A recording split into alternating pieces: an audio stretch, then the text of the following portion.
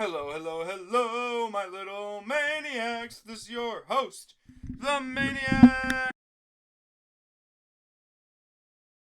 Gaming, come back at you with another video. In today's video, we're going to be doing my weekly predictions for Week 7 as well as reviewing Week 6. Now, I've got to go through this in quite a hurry because I've had to re-record this video 3 times because YouTube keeps ruining it for whatever reason. So we're just going to get through this, make it quick. Let's get it. So for Week 6, I actually went really well. I think I only missed on like 2 games. So I'm pretty proud of myself for that. I did take the Niners over Seattle, Chicago over Jags. I did take the Commanders over the Ravens, which was one of my only losses.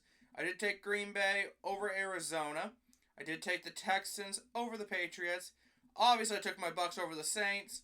I did take the Eagles over the Browns. I did take the Colts over the Titans. I think I took the Broncos over the Chargers. I could be mistaken on that. And I did take Pittsburgh over at Vegas, Atlanta over Carolina, Detroit over the Cowboys, the Bengals over the Giants, and then Buffalo over the Jets. Anyway, we got Week 7 games. So obviously this one's already been played, but I did take the Broncos. If you guys checked on my YouTube channel, I did take the Broncos. So let's just get into the rest of the games. I'm going to have to run through these really quick because I do have to get going here shortly. So the Jets at the Jags. This is going to be played in London. It is the final London game, I believe. Both of these teams have looked like absolute crap lately. Neither one has moved the needle for me in any way, shape, or form. New England getting beat up by Houston, and the Jags getting beat up by the Bears. I gotta take the Jags here. Like, Drake May showed some flashes, but I feel like the Jags just due for a bounce back. This could be one, if I get it wrong, I get it wrong. Oh well, I'm not going to be too beat up about it. The Bengals at the Browns. Bengals coming off a win against the Giants on Sunday Night Football, keeping their season alive. Whereas the Browns are coming off their 4th straight loss. But on the bright side for them, they got Nick Chubb back, and he's expected to play. Not sure how much he's going to play, but he is expected to make his first start against the Bengals, but I gotta take the Bengals. When it comes down to it, QB play. Just QB play. Like, Burrow's gonna outplay Watson, or should outplay Watson, so I'm gonna take the Bengals here just to get another win and get that much closer to 500.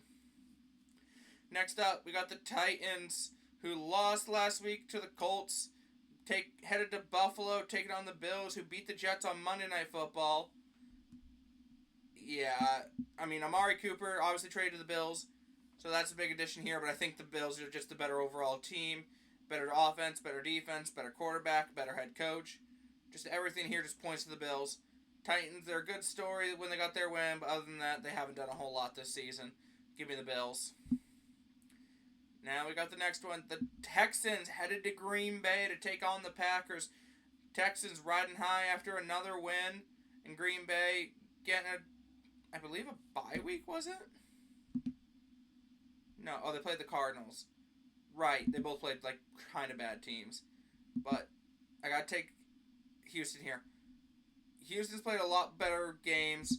They've been beating a lot of teams better than the Packers have beaten. Packers almost lost to the Rams.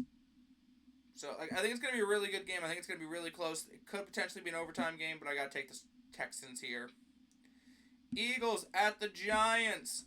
Giants coming off a loss on Sunday Night Football to the Bengals, whereas the Eagles got a win against the Browns. Yeah, it's Philly.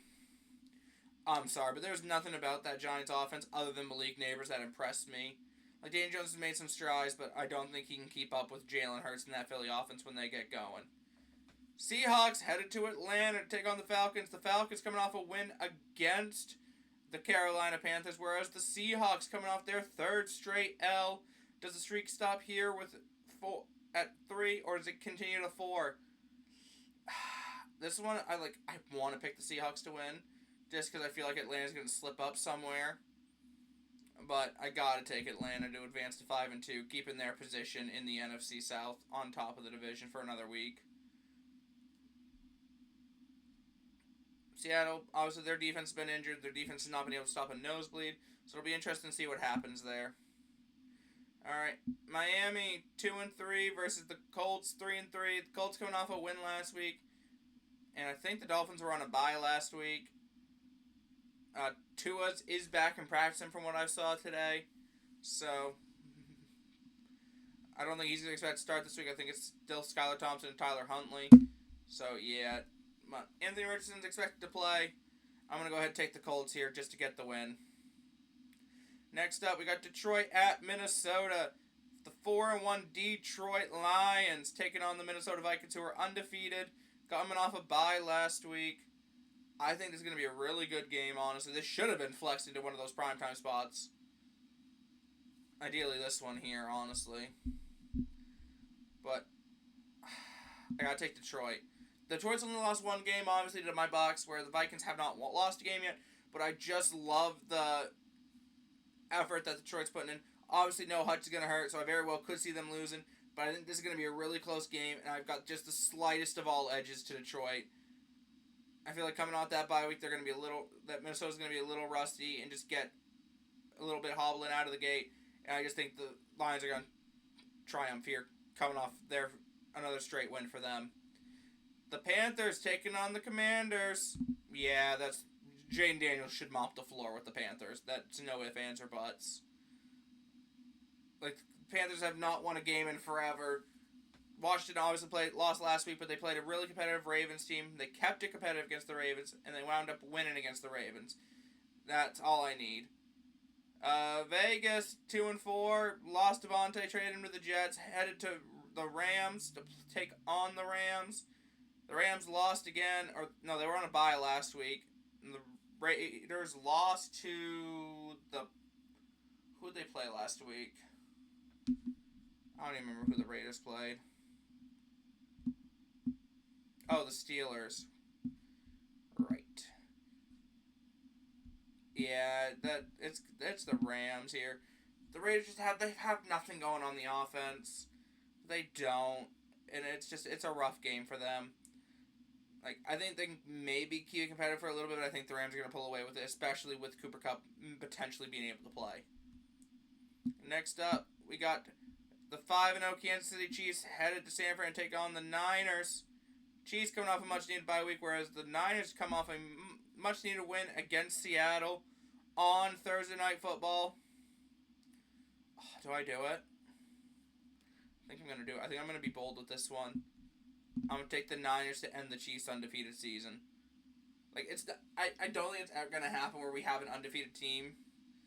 And, like, eventually the Chiefs are going to trip up, but I think it's just going to be this week. They're coming off the bye. They're going to be a little well-rested. But I think the Niners, they're just playing some really good football right now. Offense is cruising. Defense is cruising. I think Fred Warner's going to make a play. George Kittle is going to make a play. Someone's going to make a play in this game to just put the Niners up in front to be able to win here against Kansas City. Then you got the Jets headed to Pittsburgh for Sunday Night Football. The Jets, new trade acquisition, and Devontae Adams. I am going to go ahead and take the Jets here. Like, this feels like such a bad thing, but like the Steelers have now decided they're going to flip-flop starting quarterbacks and start Russell Wilson a little bit on Sunday, let Justin Fields play a little bit. So, like, I don't know what the heck they're doing on Sunday, but yeah, I'm just going to take the Jets here. I feel like this is a much-needed win for them, and then Pittsburgh can afford to take a loss here. Well, let's see what happens, but the Jets obviously traded for Rodgers' best friend in Devontae Adams, so I think that connection is going to get going early, and the Jets are going to just get a win here. Ravens headed to Tampa for Monday Night Football. I will be streaming this game. It will be the last stream I do before my vacation. Obviously, Ravens coming off a win against the Commanders, whereas the Bucs coming off a dominant win against the Saints. Obviously, Lamar's had our number for the past couple of years. He's like 22-1 against NFC teams. Absolutely insane. The one loss to Daniel Jones. But I'm biased. I'm going to take Tampa. This is a game, like, if Tampa can win it and just set themselves, like, up, like, be like, yeah, we're here, we're actually competitive. This is a game where if Tampa can pull it off somehow, or you just remain competitive, they're going to prove to actually be a real playoff threat this year. So I'll have to see what happens there. Anyway, the other Monday Night Football game, we got the Chargers headed to Arizona to take on the Cardinals. The Chargers after getting a little bit healthy, managed to get a win against the Broncos, whereas the Cardinals got blown out by the Packers. Yeah, I'm taking LA here. Like, just overall, I like what the Chargers have better than the Cardinals. Obviously, Marvin Harrison Jr. might not play with a concussion. We'll have to see what's going on there. I have not seen any updates on him, so we will have to see what's going on there. But I just like the Chargers slightly better than I like the Cardinals. But anyway, guys, that is going to do it for me today. Sorry for having to rush through this. I do have to get going here. So sorry for having to rush through this. But anyway, guys, make sure to hit that like button, subscribe if you haven't already, and turn on that notification bell. On the road to 2,000 subscribers. Try and hit that by the end of the year. Try and hit 1,600 by the end of the month. Let's get it, fam. And as always, I'll see all you guys later. Stay crazy, fam.